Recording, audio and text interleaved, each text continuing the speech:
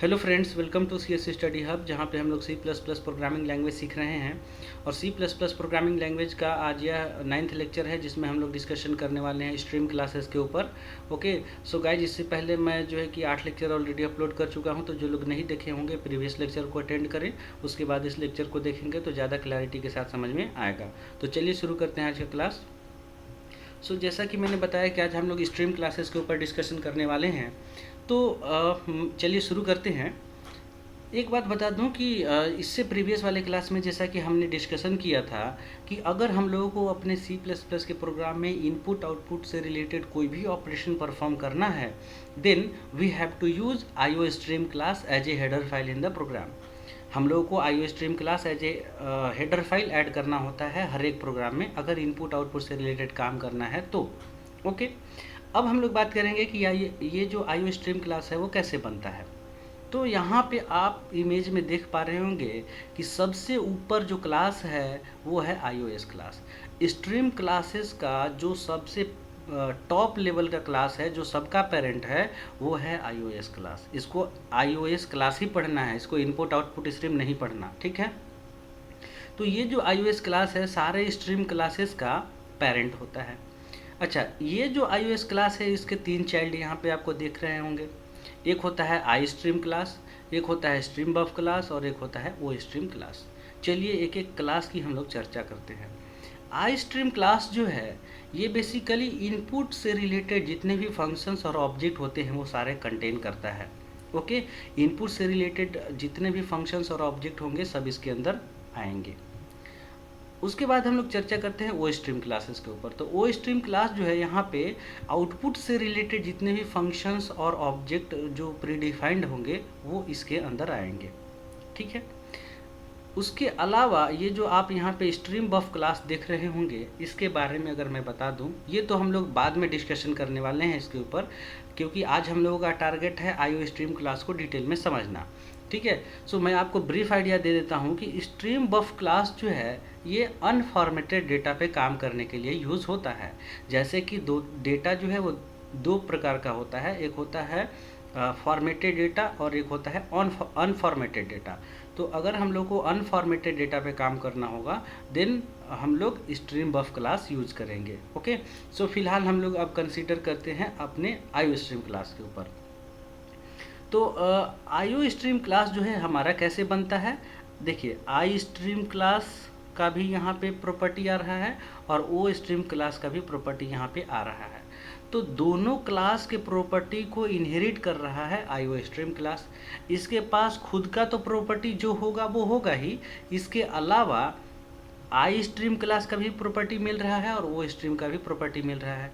कहने का मतलब ये है कि इनपुट से रिलेटेड जितना फंक्शन ऑब्जेक्ट था वो भी मिल गया और आउटपुट से रिलेटेड जितना फंक्शन और ऑब्जेक्ट था वो भी मिल गया। तो ये एक बहुत ही पावरफुल क्लास बन गया। अब हम लोगों को इनपुट आउटपुट से रिलेटेड कोई भी काम करना होगा तो एक ही क्लास यूज करेंगे और वो क्लास होगा हम लोगों का आईओ स्ट्रीम क्लास। इसीलिए हम लोग अपने प्रोग्राम में हमेशा आईओ स्ट्रीम क्लास यूज करते हैं एज ए हेडर फाइल, अगर इनपुट आउटपुट से रिलेटेड काम करना है तो। ओके, आई होप आपको समझ में आ गया होगा आईओ स्ट्रीम क्लास के बारे में। अब यहाँ पे मैं आपको एक बहुत डीप का चीज़ बताने वाला हूँ, उसको ध्यान से समझना, क्योंकि ये बहुत बाद में एक कॉन्सेप्ट आएगा वर्चुअल क्लास का। अभी मैं यहाँ पे उसको थोड़ा एलोब्रेट करने वाला हूँ, आप समझना इसको। देखो, जैसे आप ये समझ सकते हैं कि iOS जो क्लास होता है पेरेंट क्लास स्ट्रीम क्लास में, उसे वर्चुअल क्लास बनाया जाता है। उसे वर्चुअल क्लास बनाया जाता है अगर हम लोगों को ऐसा स्ट्रक्चर चाहिए तो। क्यों? इसलिए कि समझना, अब इसको प्रैक्टिकली एग्जांपल से मैं समझा रहा हूँ, समझना। देखो, अगर iOS क्लास का प्रॉपर्टी इसके पास भी आ रहा है और इसके पास भी आ रहा है, तो कहने का मतलब ये है कि सपोज iOS क्लास के पास एक ABC नाम का फंक्शन है, तो iOS क्लास ने अपना प्रॉपर्टी इसको भी डोनेट किया, इसको भी डोनेट किया, तो होगा क्या कि ABC नाम का जो फंक्शन था वो यहाँ पे भी आ जाएगा और यहाँ पे भी आ जाएगा। अगर ऐसे मान लो कि एक पर्सन के 2 बेटे हैं और जो उस पर्सन है उसके पास मान लीजिए कि जो भी प्रॉपर्टी है उसके दोनों बेटों में बराबर प्रॉपर्टी, वही प्रॉपर्टी डिवाइड होगा। उसी तरीके से अगर इसके पास एक ABC नाम का फंक्शन है तो वो ABC नाम का फंक्शन इसके पास भी आएगा और इसके पास भी आएगा, क्योंकि दोनों क्लास ने इसको इनहेरिट किया है, दोनों क्लास ने इसको यूज़ किया है। ठीक है, अब यहाँ पे भी ABC नाम का फंक्शन आ गया और यहाँ पे भी ABC नाम का फंक्शन आ गया। अब होगा क्या कि जब IOStream क्लास यहाँ का भी प्रॉपर्टी ले रहा है और यहाँ का भी प्रॉपर्टी ले रहा है, तो दिक्कत क्या होगी कि IOStream क्लास के पास दो ABC नाम के फंक्शन हो जाएंगे, एक यहाँ वाला ABC फंक्शन और एक यहाँ वाला ABC फंक्शन। अब समझना कि जब हम लोग IOStream क्लास का ऑब्जेक्ट बना के और इसके अंदर मान लीजिए IOStream क्लास का ऑब्जेक्ट तो पहले से ही बना होगा, मान लीजिए इसके अंदर Cin या Cout ऑब्जेक्ट पहले से ही होंगे, तो अगर हम लोग Cin या Cout ऑब्जेक्ट की मदद से अगर कोई फंक्शन ABC फंक्शन को अगर वही हम कॉल करें तो यहाँ पे कंपाइलर जो है डिसाइड नहीं कर पाएगा कि कौन से ABC फंक्शन को कॉल करूँ। क्यों? क्योंकि इसके पास दो ABC फंक्शन हो गए, दो सेम नाम का फंक्शन इसके पास हो गया, तो ये कैसे डिसाइड कर पाएगा यहाँ पे कंपाइलर कि कौन से ABC फंक्शन को कॉल करूँ।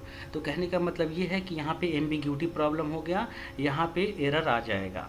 समझ में आ रहा है आपको बात कि यहाँ पे एरर आ जाएगा, क्योंकि यहाँ पे कंपाइलर डिसाइड नहीं कर पाएगा कि यहाँ से ABC फंक्शन आया है उसको कॉल करना है या इसको कॉल करना है, क्योंकि दोनों का नाम सेम है। ठीक है, दोनों का सारा कुछ सेम है, प्रोटोटाइप वगैरह सब कुछ सेम है, तो यहाँ पे एम्बिग्यूटी हो जाता है। तो ये जो है बेसिकली प्रैक्टिकली पॉसिबल नहीं है, अभी तो नहीं दिख रहा है। अब इसको प्रैक्टिकली पॉसिबल बनाने के लिए क्या किया जाता है कि iOS क्लास को वर्चुअल क्लास बना दिया जाता है।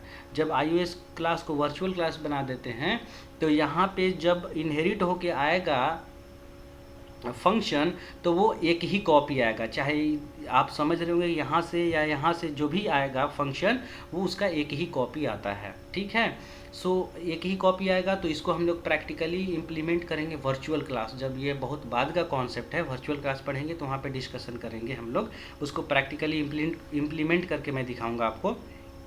तो अभी आपको समझ में आ गया होगा एक चीज़ कि IOStream क्लास कैसे बनता है और iOS जो क्लास है उसको वर्चुअल क्यों रखा जाता है। ठीक है, वर्चुअल इसलिए क्योंकि एम्बिग्यूटी को रिजॉल्व किया जा सके। ठीक है ना, आई होप आपको समझ में आया होगा। अब चलिए हम लोग थोड़ा डिफाइन कर लेते हैं सारे स्ट्रीम क्लासेस को। तो सबसे पहले हम लोग बात करते हैं iOS क्लास के ऊपर। तो iOS क्लास क्या है, देखिए, the iOS class is responsible for providing all input and output facility to all other stream classes. तो देखिए, जो टॉप क्लास है, जो पेरेंट क्लास है iOS क्लास, वो क्या करेगा कि जितने भी इसके पास इनपुट और आउटपुट से रिलेटेड फैसिलिटी हैं वो अपने स्ट्रीम क्लास को क्या करेगा, जो है कि डोनेट करेगा। ठीक है, जैसा कि यहाँ पे आपने डेफिनेशन में पढ़ रहा है कि इसका रिस्पॉन्सिबिलिटी क्या है, इनपुट आउटपुट से रिलेटेड जितना भी इसके पास फैसिलिटी है सब प्रोवाइड करेगा स्ट्रीम क्लासेस को। ठीक है, तो ये बेसिकली अपने चाइल्ड को सारा फंक्शंस जो है कि डोनेट कर देता है इनपुट आउटपुट से रिलेटेड जो भी है। सो आई होप आपको समझ में आया होगा। अब हम लोग बात करते हैं iStream क्लास के ऊपर।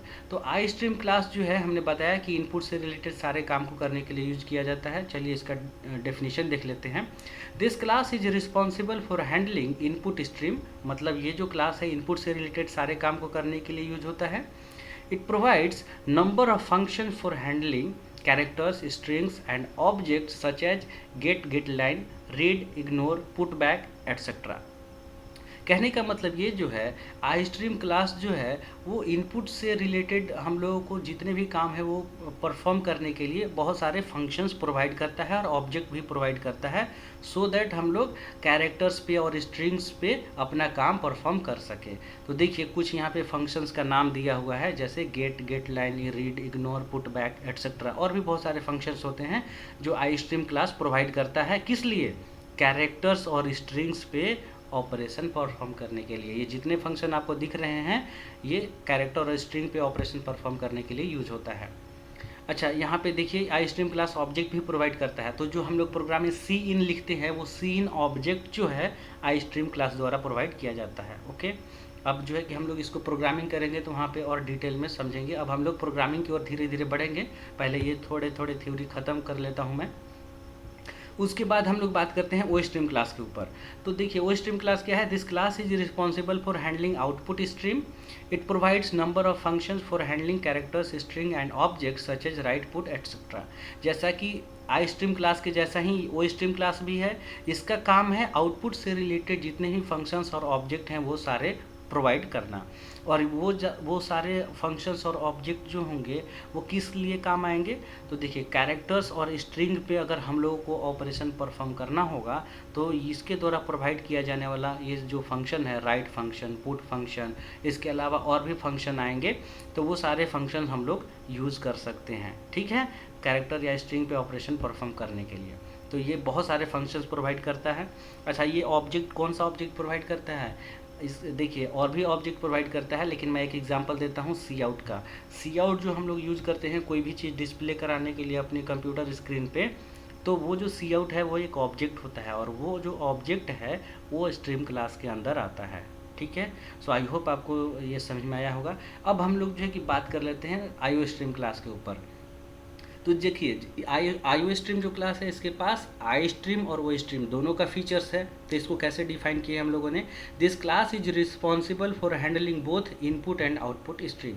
क्योंकि इसके पास तो इनपुट और आउटपुट से रिलेटेड सारे जो है कि फंक्शंस आ गए और ऑब्जेक्ट आ गए, तो ये इनपुट आउटपुट से रिलेटेड सारे काम को करने के लिए रिस्पॉन्सिबल हो जाता है।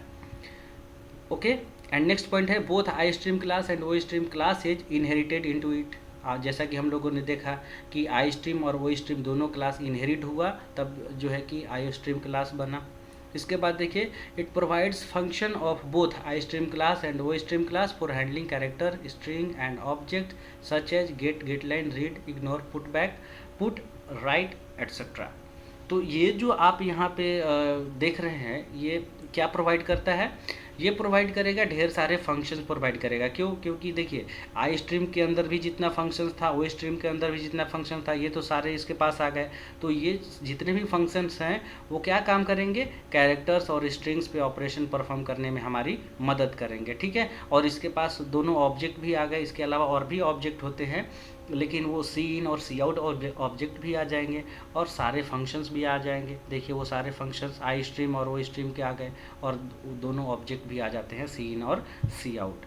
तो आई स्ट्रीम क्लास जो है बेसिकली एक पावरफुल क्लास बन जाता है, क्योंकि इसके पास आई स्ट्रीम और ओ स्ट्रीम दोनों का फीचर्स हो जाता है। ओके, सो आई होप आपको समझ में आया होगा, ठीक है। सो हम लोग आज का क्लास यहीं पे ख़त्म करते हैं। नेक्स्ट क्लास में हम लोग इस पे जो है कि प्रैक्टिकल करके आपको बताऊंगा। ओके, सो मिलते हैं नेक्स्ट क्लास में। सो गाइज अगर लेक्चर अच्छा लगा हो तो लाइक करें, शेयर करें, सब्सक्राइब करें। ओके, और मेरे चैनल पे बने रहिए, मैं आपको बेसिक से लेकर के एडवांस लेवल तक के सारे कॉन्सेप्ट को डील करने वाला हूँ। Okay, thank you.